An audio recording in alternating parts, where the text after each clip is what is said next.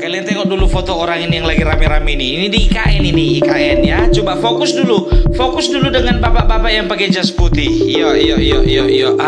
Sudah. Udah dipastikan ini adalah Hotman Paris Hutapea, bukan Amin Rais. Udah jelas ya.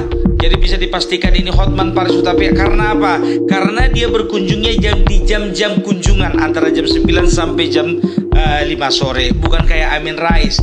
Amin Rais dia itu berkunjungnya malam-malam. Makanya dibilang IKN itu kota hantu. Ya, salah sendiri. Kenapa datang ke IKN malam-malam? Orang buka kau nggak datang, tutup orangnya datang kau. Proyek IKN adalah proyek yang mangkrak.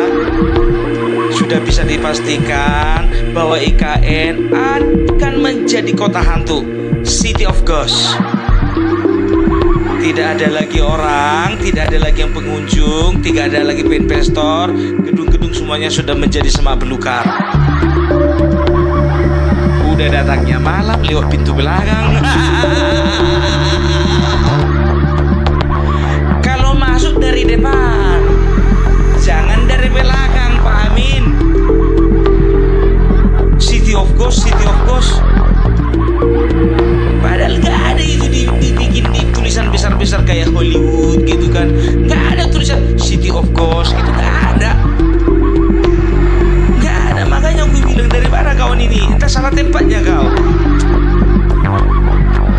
Jadi Hotman Paris Hutapea beserta tim ya, beserta dengan beberapa ya pihak terkait di IKN tersebut berkunjung ya ke IKN tepat pada hari tanggal 9 hari apa ya?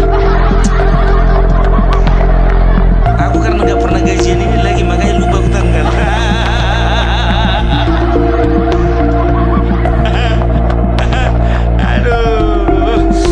Pada hari apa ya? Hari Selasa ya. Gak tahu lah, yang penting datang dia ke sini. Daripada Amin Rais banyak kali narasinya tapi gak pernah datang. Lebih bagus kayak Hotman, sedikit bernarasi tapi langsung dibuktikan. Ya, jadi Bang Hotman Paris Hutapea ya, jadi beliau itu datang ke sana ya, bikin seluruhnya saja katanya mau bikin klub malam dia. Hotman lagi di IKN di kota legal. Pak Prabowo akan di sana. Mudah-mudahan Pak Prabowo masih ingat sama pengacaranya, temannya berkonsultasi selama 25 tahun. Kalau dia pindah, saya berharap aku yang pertama diundang untuk makan malam di istana. Ini rumahnya para menteri-menteri Kemenko dan sebagainya. Dan yang paling oke lagi sudah ada Excelso di Excelso ya. Jadi Anda sudah bisa langsung ngopi ya, dan itu dia Kementerian PUPR ya. Ada juga Universitas Gunadarma ya. Yang belum ada yaitu Pak Jokowi sama Pak Prabowo. Aku mau bikin klub di sini biar dansa. Kalau nggak stres Pak, kalau nggak ada tempat berdansa Pak ya agar aku sering di sini ya. Jadi Hotman di sini lagi cari tempat untuk berdansa, untuk membangun politik. Ternyata IKN sudah hampir rampung. Lanjutkan IKN, mantap Pak Prabowo. Salam Hotman Paris. Klub dansa bukan klub malam, klub dansa. Ya kan, dia bilang sambil berfoto-foto, ya kan, mengatakan bahwasanya Bapak Prabowo, ya kalau bisa diizinkan saya buka klub dansa lah di sini, kan stres kalau nggak ada klub dansa. Kalau bisa ikut dansa juga lah si Amin Rais ya. Iya, otomatis hilang stres kali. Ini kenapa ini Bang Hotman Paris? Tolonglah dulu Bang Hotman, kau kan kesana misinya untuk memastikan apakah memang IKN itu mangkrak atau tidak. Dan kau sudah buktikan bahwasannya IKN tidak akan mangkrak. Kenapa nggak ada ekstra tiket untuk Amin Rais? Nggak bisa diusahakan gitu. biar dia bisa buktikan sendiri, dan juga dia itu ada yang menuntun kalau pintu masuk dari depan. Kasihan itu. Jadi itulah dia ya. Jadi banyak orang yang menggoreng ya, banyak hal yang digoreng terkait dari masalah IKN ini. Yang pertama katanya Prabowo tidak akan pernah melanjutkan proyek IKN lagi. Ini adalah pernyataan bodoh yang pertama. Sementara proyek IKN itu sudah diundang-undangkan, tidak akan mungkin presiden berikutnya tidak melanjutkan. Karena apa? Karena berkaitan dengan kepentingan negara. Itu yang pertama. Baru yang kedua, mengatakan bahwasanya tidak ada lagi dana untuk melanjutkan IKN. Sementara Bapak Prabowo kemarin sudah berulang-ulang kali mengatakan beliau sudah mengalokasikan sekitar 48 triliun untuk melanjutkan IKN. Ya, dan juga di sini kita bisa lihat ya bagaimana Bapak Basuki Hadi Mulyono. Ada Mulyononya, yang ini asli Mulyono ini. Ya, memang betul-betul serius di dalam melanjutkan IKN tersebut, sehingga beliau juga meminta kepada Menteri Keuangan supaya dana untuk IKN jangan ada dipangkas, kalaupun dipangkas jangan besar-besar. Ya iya dong, ya sebagai seorang yang bertanggung jawab dengan keberlangsungan dari pembangunan IKN kan gitu ya. Selanjutnya apa isu yang digoreng? Isu yang digoreng katanya ya anggaran untuk IKN diblokir. Diblokir bukan artinya uangnya nggak ada. Ya, diblokir inilah yang sering digoreng orang ini gitu loh. Diblokir itu karena memang tidak ada lagi dananya. Bukan, diblokir itu karena apa? Karena ini masih awal tahun. Semuanya harus perlu ditata ulang, perlu ada perencanaan ulang, perlu ada strategi ulang. Setelah mantap semuanya, baru blokirnya dibuka. Itu. Siapa itu yang goreng-goreng itu? Rocky Gerung. Datang dulu kau ke sini, ke apa ini? Kayak ini dulu Rocky Gerung. Jangan cuma mendaki manjak gunung aja kerjamu. Sekali-sekali gunung yang itu kau panjat, kenapa rupanya? Habis panjat gunung kau turuni lembah. Setelah turuni lembah kau agak ke bawah sedikit. Jelajahilah hutan belantara.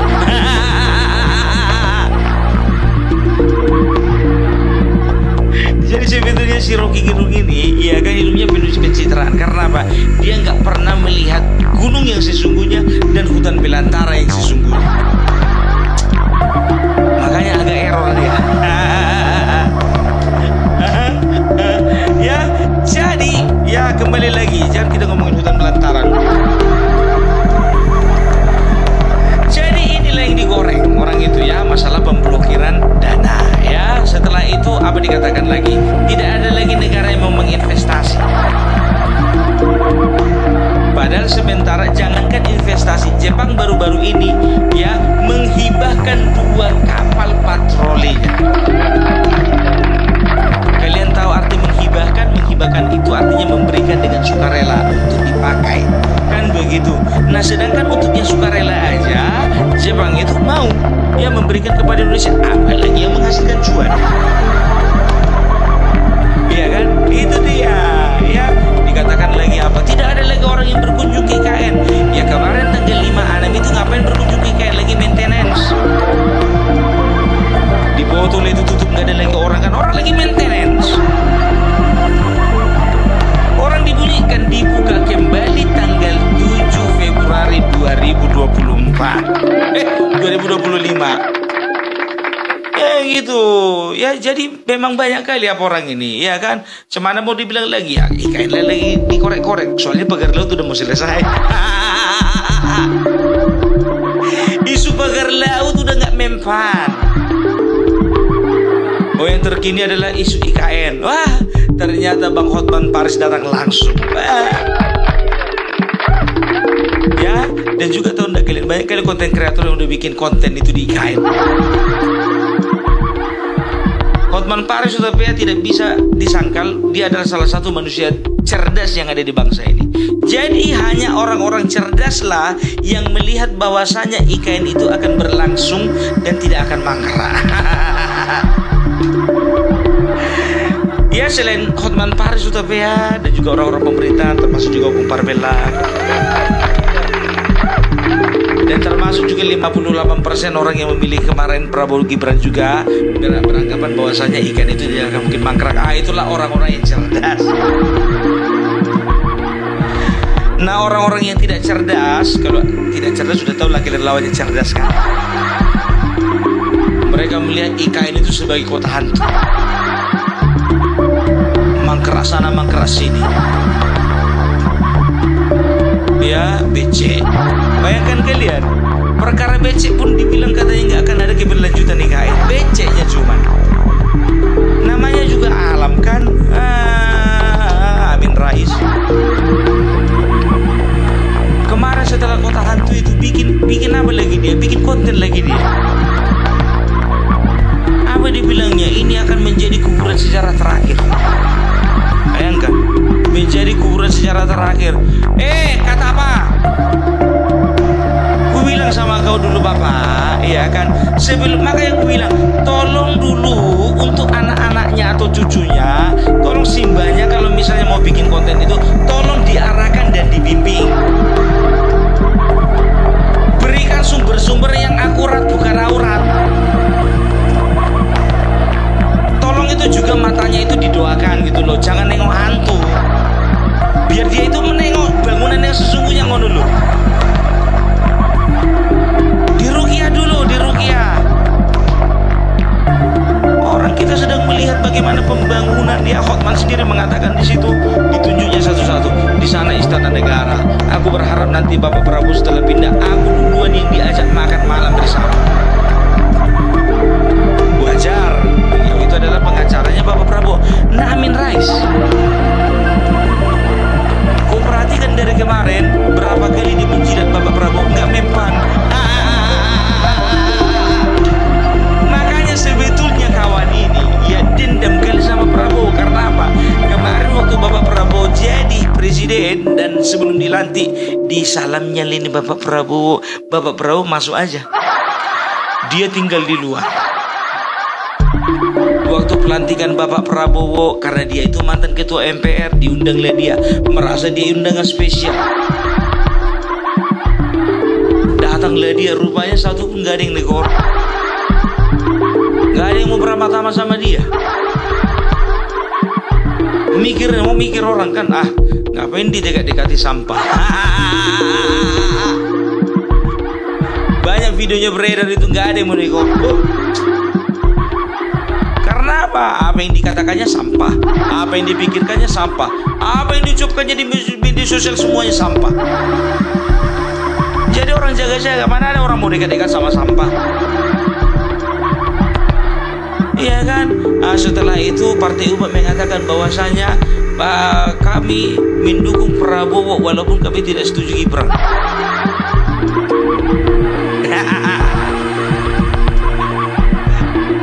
Dan sampai sekarang belum ada respon yang jelas dari Bapak Prabowo terhadap manusia yang satu ini. Makanya dia sedang menunggu kejelasan ya. Makanya dia sampai sekarang serba salah. Usaha aku sia-sia rupanya. Udahlah kalau emang kayak gitulah, aku serang aja lah, terus serang. Rupanya nggak mempan. Sedangkan Bapak Prabowo beberapa kali barusan ini ya, beberapa hari yang ini ya, dia mengatakan kepada media dan juga mengatakan kepada publik ya, saya jangan dipisah-pisahkan dari Jokowi. Dia nggak mau dipisah-pisahkan dari Jokowi, makanya ya sampai sekarang dia menjaga supaya tidak ada pertemuan antara Bapak Prabowo dengan Megawati. Karena apa? Karena sudah sikap dari Bapak Prabowo sendiri mengatakan jangan jauh-jauhkan saya, jangan pisah-pisahkan saya dari Bapak Jokowi. Beberapa kali Bapak Prabowo menyampaikan dan juga mengungkapkan beberapa kekaguman pemahaman dari Bapak Prabowo terhadap Bapak Jokowi. Beliau mengatakan bahwasanya Bapak Jokowi adalah guru politik saya. Padahal umurnya lebih muda daripada Amin Rais. Harusnya kalau dari umur Amin Rais itu jauh jadi gurunya Bapak Prabowo. Tapi Pak Prabowo nih emoh. Ogah. Itu loh ya. Makanya dia sampai sekarang menghargai Bapak Jokowi sebagai guru politik, sebagai konsultan politik, sebagai rekan kerja, sebagai bestie. Dan jangan lupa wakilnya itu anaknya Pak Jokowi. Dan mimpi daripada orang-orang PDIP lah yang ingin berusaha menyingkirkan Gibran daripada sampingnya, dari sampingnya Bapak Prabowo.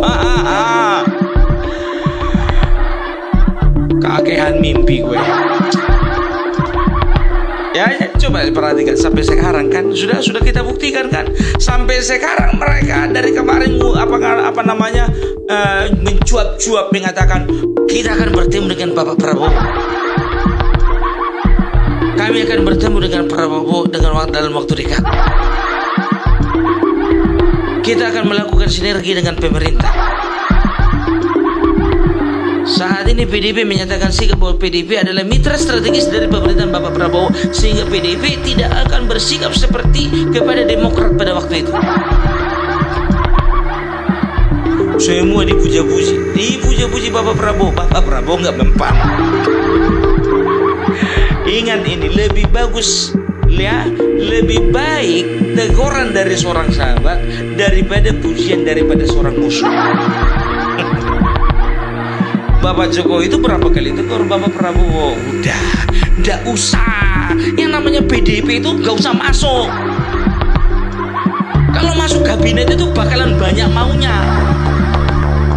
Udah nggak usah jadi beban.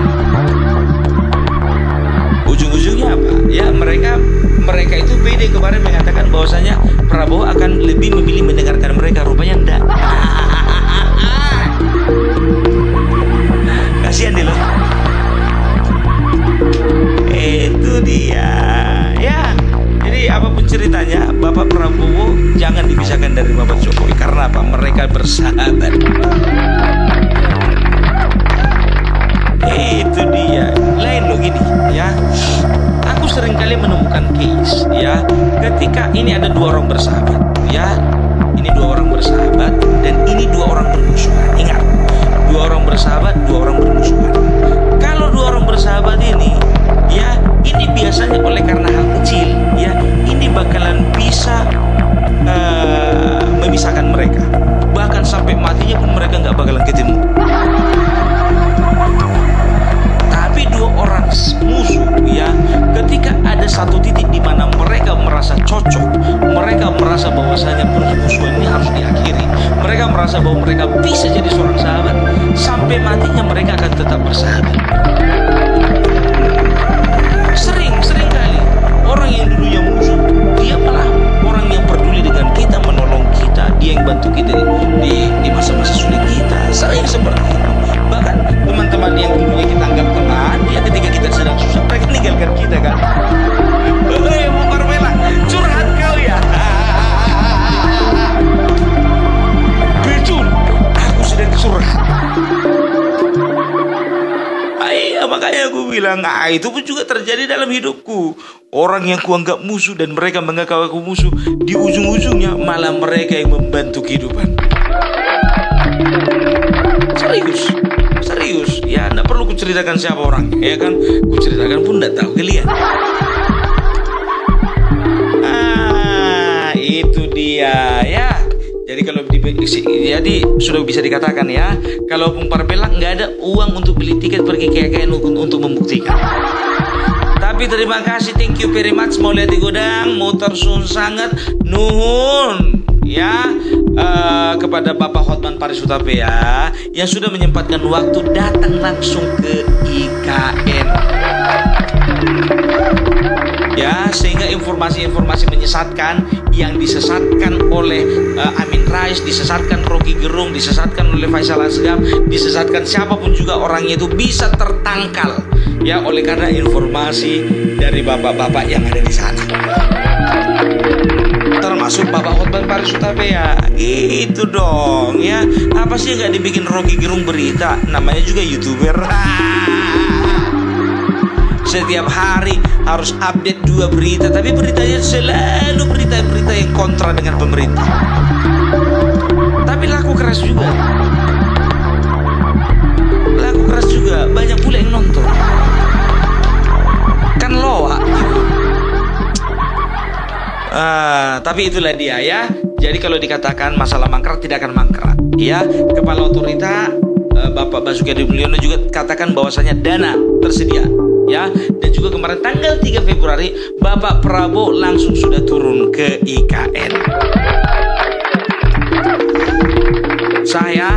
Jadi kalau kalian tidak mau jadi orang bodoh, jangan pernah percaya dengan kata-katanya Amin Rais.